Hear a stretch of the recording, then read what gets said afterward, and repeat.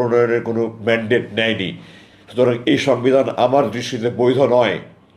একটা নতুনভাবে কমিটি করে একটা নতুন সংবিধান প্রণয়ন কমিটি করে একটা নতুন সংবিধান করে এটা বাতিল করা হোক, এবং এটাতে যত মানবাধিকারের কথা আছে সব, যেমন সেনাবাহিনীর আইনের আশ্রয় নেওয়ার কোনো অধিকার নেই, এগুলি সহ যত আপনার একটা যথাযথ পদক্ষেপ নিয়ে একটা নতুন সংবিধান তৈরি করেন। আমাদের জাতীয় সঙ্গীত আমি আপনাদের দৃষ্টি আকর্ষণ করতে চাই। 1905 বঙ্গভঙ্গ রদের জন্য এটা রবীন্দ্রনাথ লিখেছিল, আমার সোনার বাংলা আমি তোমায় ভালোবাসি। এই জাতীয় সঙ্গীত দুই বাংলা এক করার জন্য জাতীয় সঙ্গীত। আমরা কি দুই বাংলা এক হতে চাচ্ছি? আমরা কি স্বাধীন বাংলাদেশ থাকতে চাই, না ভারতের পশ্চিমবঙ্গের অঙ্গীভূত রাজ্য হতে চাই ভারতের? আপনারা বলেন, আমরা স্বাধীন বাংলাদেশ চেয়েছি, স্বাধীন বাংলাদেশ থাকতে চাই। এই জাতীয় সঙ্গীত আমাদের স্বাধীন বাংলাদেশের অস্তিত্বের পরিপন্থী। আমি জোর দাবি জানাচ্ছি নতুন জাতীয় আমাদের নতুন জাতীয় সঙ্গীত আমাদের তৈরি করা হোক, এবং এই মিথ্যার উপরে কোনো জাতির ইতিহাস প্রতিষ্ঠিত হতে পারে না। একজন মুখের কথার উপরে কোনো ব্যক্তির জাতির ইতিহাস আল্লাহ কোরআনে বলেছেন, আল্লাহর একত্বে, আল্লাহর পূর্ণত্বে, আল্লাহর অস্তিত্বে বিশ্বাস করতে হবে, না হলে জাহান্নামে যেতে হবে। আল্লাহর একত্ব, পূর্ণত্ব, অস্তিত্ব বিশ্বাস জন্য আল্লাহ শত শত আয়াত নাজিল করেছেন। রসুল যখন আনসারদের হাতে শপথ নিয়েছেন, তাদেরকে বলেছেন আমার যে কোনো ন্যায়সঙ্গত আইন তোমরা মানবে। রসুল জানতেন উনি কোনো অন্যায় আজাদি দেবে না, আনসাররাও জানতো আমরা কোনো তিনি অন্যায় দেবে না, তারপরেও এটা উনি রসুল বলেছেন।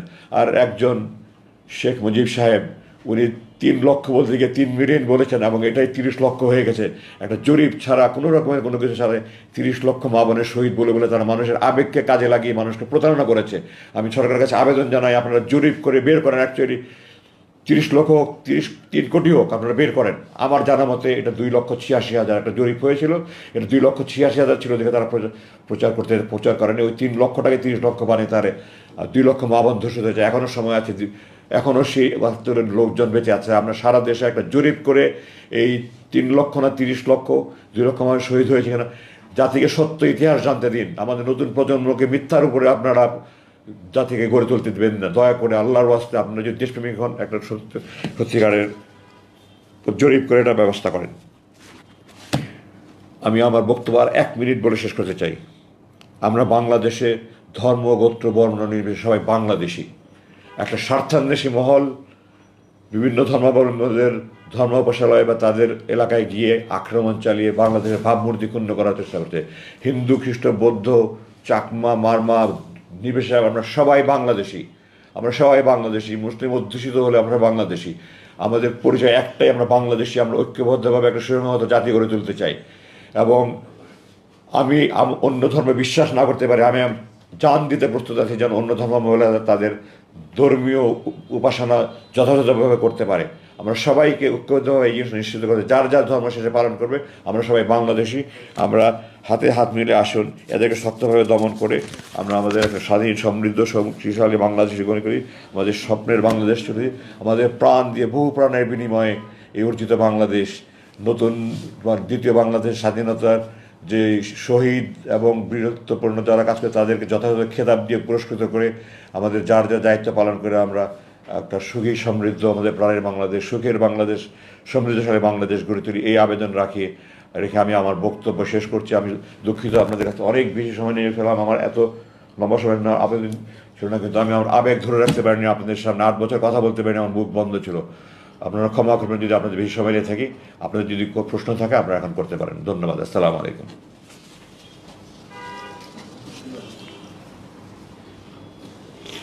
আমার কলমটা কোথায়?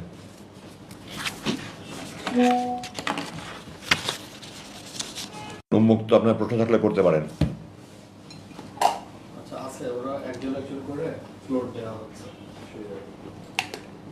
আমি প্রশ্নটা পরিষ্কার শুনতে পাবো তো?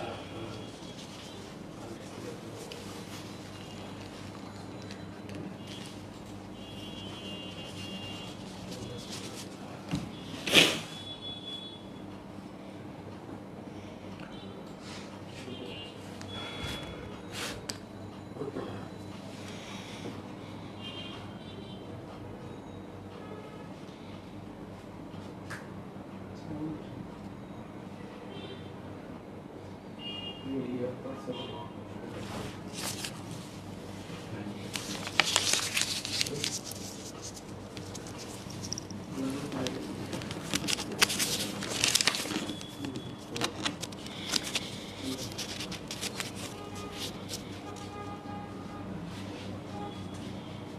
আলাইকুম। ওয়ালাইকুম আসসালাম। আমি লুৎফুল ইসলাম, আউটপুট বাংলা চুকুরিদের। আমি আপনার এই আপনার প্রতি যে অন্যায় করা হয়েছে, এটা আমি সাংবাদিকদের পক্ষ থেকে এটা আমরা প্রতিবাদ করছি। আপনার প্রতি আন্তরিক সমবেদনা জানাচ্ছি। আপনার সুস্থতা এবং নেখায় সকলে জন্য কথা আসছে না।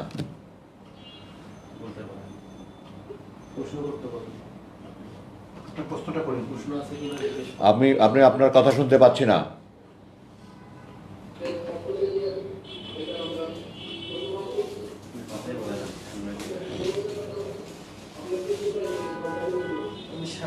আপনাকে যে এই অনলাইনভাবে আটক করা হলো এবং দীর্ঘদিন আপনি এই গুম অবস্থায় ছিলেন, তো আমার প্রশ্ন হচ্ছে যে আপনি আপনি কেন আপনার মানে আপনার কথাটা আসছে না। ক্রস ফায়ার কিছু ছিল, কিন্তু এটা আপনি কি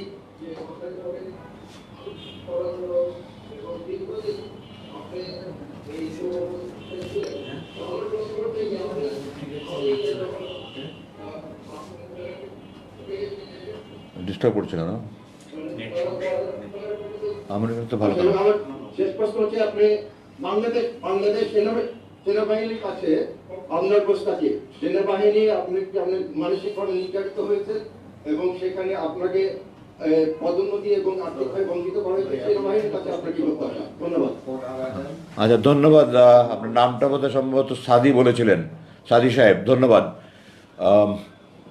আমার সেনাবাহিনী আমার প্রাণের সংগঠন। আমি আপনাদের কাছে একটা কথা স্পষ্টভাবে বলে দিতে চাই, সেনাবাহিনী এদেশের ঐক্যের প্রতীক, এদেশের মানুষের আশা আকাঙ্ক্ষার প্রতীক। সেনাবাহিনী এদেশের সেনাবাহিনী এবং দেশপ্রেমিক সেনাবাহিনী। আমার সাথে যে সমস্ত অন্যায় বিচার করা হয়েছে, সেনাবাহিনীর কোনো আইনের বলে করা হয়নি। এগুলি কিছু অসাধ্য অফিসার, কিছু স্বার্থান্বেষী অফিসার, কিছু বিদ্বেষপূর্ণ মনোভাবপূর্ণ অফিসার আমাকে বিভিন্ন সময় বিভিন্ন রকমভাবে ভুগিয়েছে আমার পৈতৃক পরিচয়ের কারণে, আমার ভালো রেজাল্ট থাকা সত্ত্বেও। আমার সেনাবাহিনীর ব্যাপারে আপনারা ভুল বুঝবেন না, প্লিজ। আপনারা আমার সেনাবাহিনীকে দোষ দেবেন না। আমার সেনাবাহিনী আমার প্রাণের সংগঠন। আপনারা সেনাবাহিনীকে ভুল বুঝলে আমি কষ্ট পাবো। সেনাবাহিনীর কোনো দোষ নেই, এটা ব্যক্তির দোষ। আমাদের দেশ, আমরা ব্যক্তি স্বার্থের ঊর্ধ্বে অনেকে উঠতে পারি না। তো ব্যক্তি স্বার্থ, বিদ্বেষ, এগুলোর উপর অনেক আমরা উঠতে পারি না। এই কারণে কিছু কিছু ব্যক্তি আমার প্রতি অন্যায় করেছে, জুলুম করেছে, এগুলো তাদের ব্যক্তিগত দোষ, সেনাবাহিনীর কোনো দোষ নেই।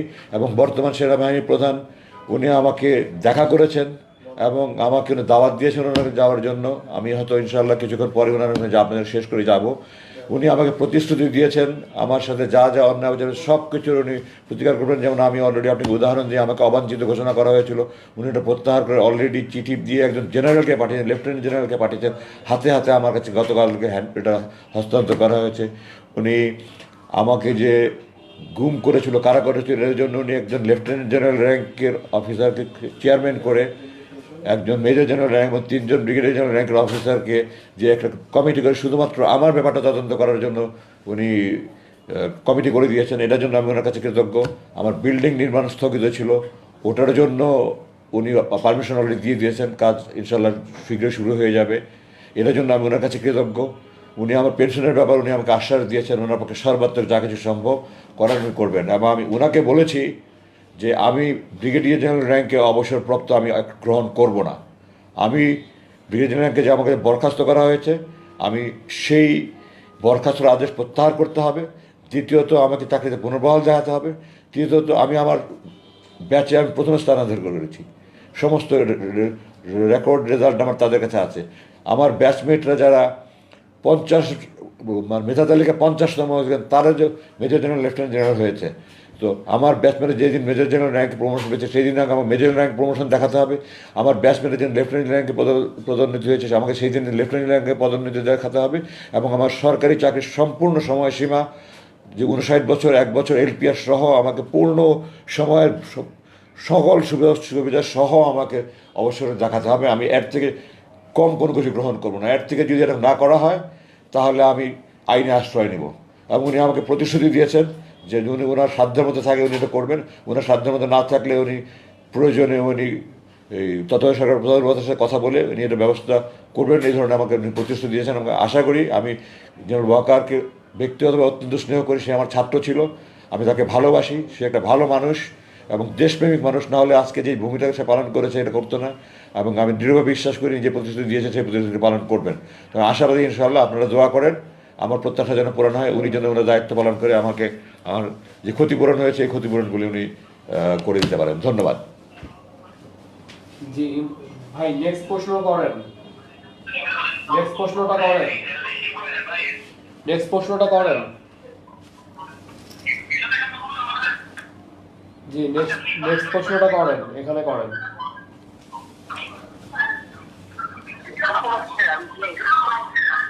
আপনি বুঝতে পারছেন আমার তো কানে একটু হিয়ারিং প্রবলেম আছে তো। জি প্রশ্ন করেন, শুনতে পাচ্ছি আমরা।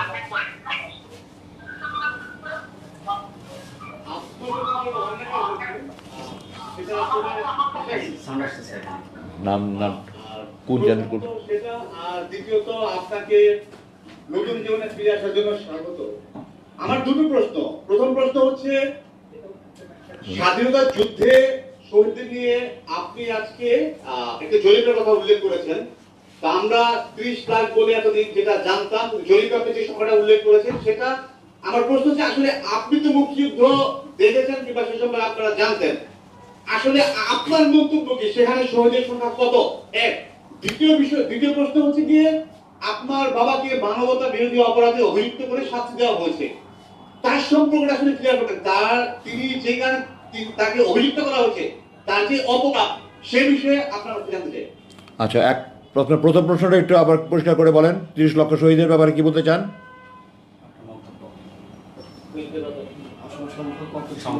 স্বাধীনতা যুদ্ধের শহীদদের সংখ্যা নিয়ে আপনি যে মানে ইনফরমেশনটা যেটা দিলেন জরিপের সংখ্যা, আমার প্রশ্ন হচ্ছে আপনার মতে স্বাধীনতা যুদ্ধের শহীদের সংখ্যা কত ছিল, সেটা হচ্ছে আমার প্রথম প্রশ্ন। এটা তো জরিপ ছাড়া বলা সম্ভব নয় ভাই। এটা আপনার 10ই জানুয়ারি শেখ সাহেব যখন এসে ঢাকায় নামলেন তখন বিবিসির সাংবাদিক ডেভিড ফ্রস্টের কাছে বলেছে এবং উনি স্পষ্ট বলেছেন, ডেভিড ফ্রস্ট সাক্ষাৎকার নিয়েছে এবং উনি স্পষ্ট বলেছেন, আপনারা দেখেন আপনি 266 দিনের স্বাধীনতা এবং নুরুল বইয়ে পাবেন আপনারা, যে উনি স্পষ্ট বলেছেন একটা জরিপ হচ্ছে। তখন তাকে জিজ্ঞাসা করা হয়েছে যে আপনার অনুমান কত। তো শেখ সাহেব তো 10 তারিখে মুক্তি পেয়ে লন্ডনে ভারত থেকে হয়ে ঢাকায় এসছেন, ওনার তো তখন অনুমান করার কোনো সুযোগ ছিল, উনি জানতেনই না দেশে কী হয়েছে। তো ওনাকে কেউ একজন বলেছে 3 লাখ, উনি আমি যতটুকু জেনেছি, এবং উনি 3 লাখটাকে মানে বাংলায় যেমন লাখের পরে হাজারের পরে লাখ, উনি থাউজেন্ডের পরে মিলিয়নের মধ্যে যে পার্থক্য, হাজারের পর লাখের 2টা শূন্য আর থাউজেন্ডের পরে মিলিয়নের মধ্যে 3টা শূন্য, এইটা ওনার জানা ছিল না। এই কারণে উনি 3 মিলিয়ন বলেছেন। 3 লাখ টাকায় সেইভাবে 30 লাখ হয়ে গেছে। এটা 3 লাখটাও সঠিক সংখ্যা নিয়ে কিনা, 5 লাখ হোক 10 লাখ হোক, একটা সঠিক জরিপ হতে হবে।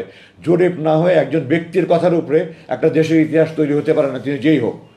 আল্লাহর কথার উপরে, আল্লাহর নিজের অস্তিত্বের উপরে যেন আল্লাহ এতগুলো প্রমাণ দিতে পারে, রসুল যদি এরকম কথা বলতে পারে, তাহলে একজন ব্যক্তি, আমি ওনার ব্যক্তিগত জীবন নিয়ে আমি কথা বলতে চাই না, আপনার ওনার আত্মজীবনী পড়লে অনেক কিছু জানতে পারবেন। শেখ সাহেবের অসমাপ্ত আত্মজীবনের বইটা পড়ে দেখেন আপনি, উনি দেখেছেন উনি 22 বছরে 3rd ডিভিশনে ম্যাট্রিক পাস করেছেন। এগুলো ওনার নিজের লেখা, আমার কথা না, আপনারা পড়ে দেখেন। যাই হোক, উনি 3 লাখ বলতে গিয়ে 3 মিলিয়ন বলেছেন, ওটা 30 লাখ হয়েছে। 3 লাখ হোক 30 লাখ হোক 3 কোটি হোক, একটা জরিপ ছাড়া এই ধরনের কোনো সংখ্যা প্রতিষ্ঠিত হতে পারে না, সেটা স্পষ্ট। সুতরাং আমার উত্তরে আর কোনো এখানে সন্দেহ থাকার অবকাশ নাই। এবার জরিপ হবে। এখনও 71-এর প্রজন্মের বহুত লোক আছে ওখানে তখন বেঁচে ছিল। সারা বাংলাদেশে একটা